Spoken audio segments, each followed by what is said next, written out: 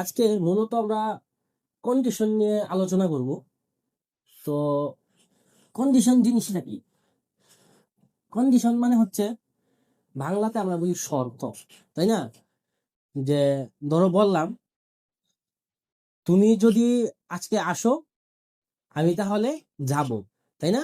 তো এখানে যদি, এই যদি কথা দ্বারা কি বুঝাইতেছে? একটা শর্ত। তো আমরা কোডিং এর মধ্যে সেম বিভিন্ন সময় আমাদের কন্ডিশনের ব্যবহার করা লাগে। তো আমরা মূলত তিন ধরনের কন্ডিশনের ব্যবহার আজকে দেখব। যেমন একটা হচ্ছে ইফ ইফ কন্ডিশন।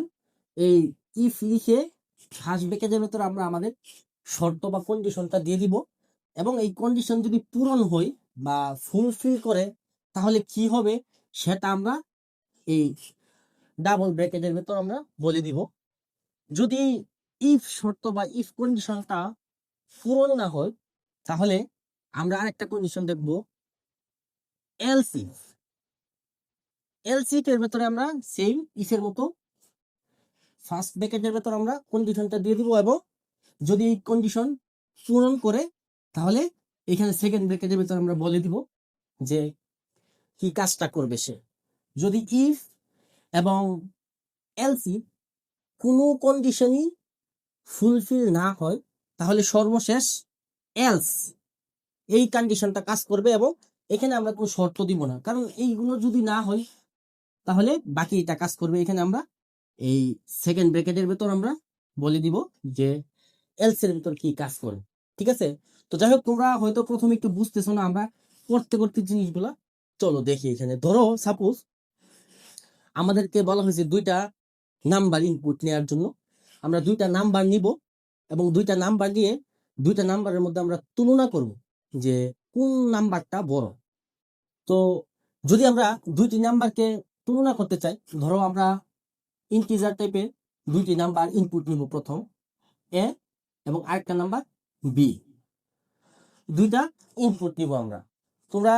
আমরা এর আগের ক্লাসে বলছিলাম যে যদি নিচে নিচে লিখতে চাই আমরা কিন্তু নিচে নিচে এইভাবেও লিখতে পারতাম, যে এখানে বি, বি এখানে না লিখে এভাবে লিখতে পারতাম। তো দুই লাইনেও লিখতে পারি, আমরা এক লাইনে লিখতে পারি। তো আমি এক লাইনে লিখতেছি, কমা দিয়ে দিয়ে এক লাইনে লিখব, এ কমা বি এবং সেমিকোলন, সবশেষে সেমিকোলন দেওয়া লাগে।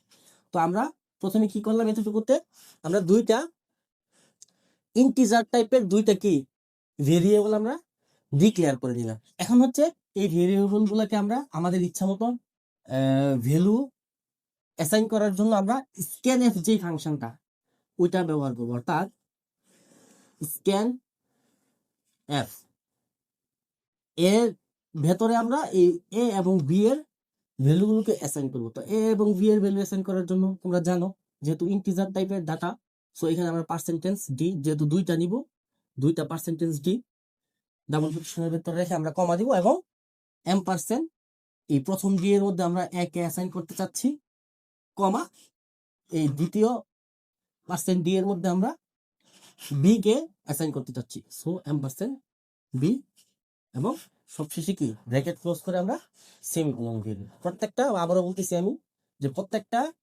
সিনট্যাক্স লেখার পর বা একটা স্টেটমেন্টের পর আমরা সবসময় সেমিকোলনটা কিন্তু ব্যবহার করব। ঠিক আছে? আচ্ছা, তো এখন স্ক্যানএফ এর মাধ্যমে আমরা এই দুইটা নাম্বার নিলাম।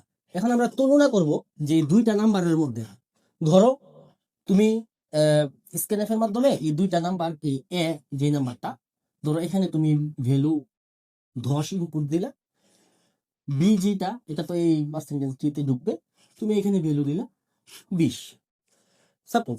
এখন তোমাকে যদি বলে যে এই দুইটার মধ্যে তুমি যেই ইনপুট দিয়ে যে দুইটা নাম্বার নিছো, এই দুইটার মধ্যে বড় নাম্বার কোনটা, বড়টা তুমি প্রিন্ট করো। তো এখন আমরা এখানে চেক করব, এখন এই কন্ডিশনের ব্যবহার আমরা দেখব। আমরা এখানে চেক করব if A is greater than B, এটা হচ্ছে গ্রেটার দেন চিহ্ন, তাই না? আচ্ছা, আমরা গণিতের মধ্যে যে কিছু চিহ্ন কিন্তু দেখে আসছে, যেমন এটা হচ্ছে গ্রেটার দেন, এটা লেস দেন,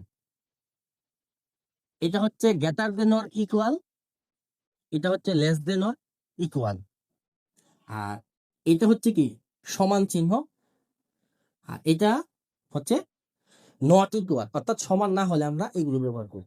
কিন্তু আমরা কোডিং এর ক্ষেত্রে আমাদের এই দুইটা ঠিকই থাকবে। কোডিং এর ক্ষেত্রে, সি প্রোগ্রামিং এর ক্ষেত্রে, সি এর ক্ষেত্রে আমরা এখানে এই গ্রেটার দেন রাখবো, লেস দেন রাখবো। কিন্তু গ্রেটার দেন অর ইকুয়াল এটা দ্বারা আমরা কি বড় অথবা সমান বুঝাই, তাই না? তো আমরা সি প্রোগ্রামিং এর ক্ষেত্রে এগুলো এটা এইভাবে নিচে টান না দিয়ে আমরা এখানে দুইটা সমান দিব। এটা দ্বারা গ্রেটার দেন অর ইকুয়াল অর্থাৎ বড় অথবা সমান, এটা দ্বারা গণিতের ক্ষেত্রে আমরা বুঝাই। কোডিং এর ক্ষেত্রে বড় অথবা সমান বোঝানোর জন্য আমরা এই সাইনটা ইউজ করব, ঠিক আছে?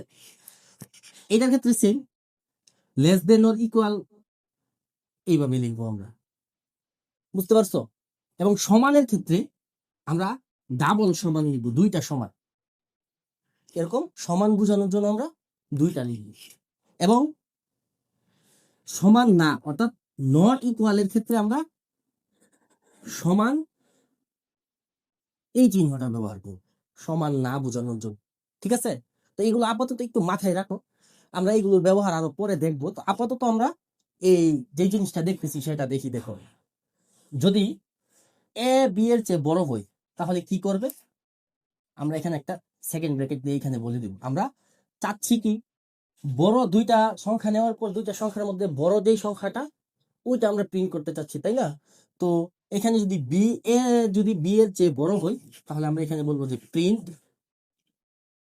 প্রিন্ট এফ পার্সেন্টেজ ডি কমা, যেহেতু বি এর চেয়ে এ বড়, সো আমরা এখানে এই বড় সংখ্যাটা প্রিন্ট করার জন্য এখানে দিয়ে দিব যে এ। তারপর সেকেন্ড ব্র্যাকেট ক্লোজ করবো। সেকেন্ড ব্র্যাকেট গুলো তোমরা কিন্তু এটা এখানে শুরু করছো, এটা নিচেও শেষ করতে পারো, তোমার যতটুকু দরকার ততটুকু লেখার পর সেকেন্ড ব্র্যাকেটটা ক্লোজ করে দিবা। এখন ধরো কোনো কারণে এ তো বি এর চেয়ে বড় নাও হতে পারে, আমরা তো জানি না কত আমরা দিতে পারি, 10 দিতে পারি, 20 দিতে পারি, যে কোনো নাম্বার আমরা ইনপুট, যে কোনো একজন ইউজার যে কোনো ধরনের ইনপুট দিতে পারে।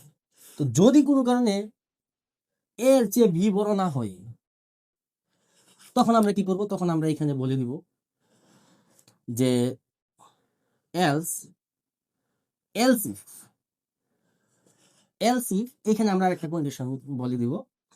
এখানে তো লিখছি বি এর চেয়ে যদি এ বড় হয় তাহলে এ প্রিন্ট করবে। এখন এখানে বলে দিব যদি এ এর চেয়ে বি বড় হয় তখন আমরা কি করব? এখানে আমরা একটা সেকেন্ড ব্র্যাকেট দিব, দিয়ে আমরা বলবো প্রিন্ট এফ পার্সেন্টেজ ডি। এখানে আমরা বি কে প্রিন্ট করবো, অর্থাৎ আমরা বড়টাকে প্রিন্ট করতে চাচ্ছি, সো এখানে আমরা বি প্রিন্ট করবো এবং এখানে সেকেন্ড ব্র্যাকেট দিয়ে দিই। এখন ধরো কোনো ইউজার সে কি করলো, সে দুইটা নাম্বারই সমান দিয়ে দিল, ধরো এতেও 10 দিল, বিতেও সে 10 দিয়ে দিল, তখন কি হবে? তখন তো এই ইফ কন্ডিশনও কাজ করতেছে না।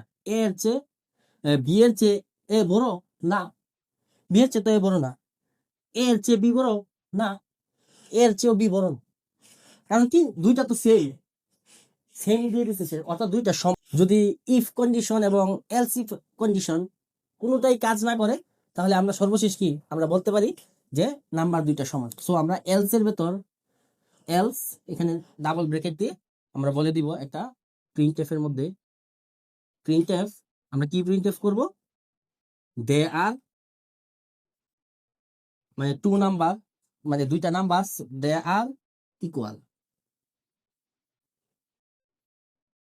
ইকুয়াল। সর্বশেষ আমরা একটা সেমিকোলন দিয়ে দিব এবং সেকেন্ড ব্র্যাকেটটা শেষ করে দিব, ঠিক আছে?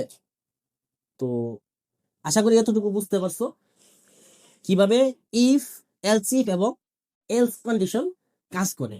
আমরা এগুলো আপাতত আমরা জাস্ট শুধু একটু মৌলিক ধারণা নিচ্ছি। প্রত্যেকটা আমরা যা শিখতেছি, প্রথম থেকে যা শিখতেছি সবগুলো আমরা পরবর্তীতে প্রত্যেকটা প্রোগ্রামের জন্য আমরা আমাদের এইচএসসি লেভেলে আমরা 10 থেকে 12টা মোট সি প্রোগ্রাম, অ্যালগোরিদম এবং ফ্লো চার্ট দেখবো। এইগুলোর মধ্যে আমরা সবগুলোর ব্যবহার আবার ওইখানে দেখবো, ঠিক আছে?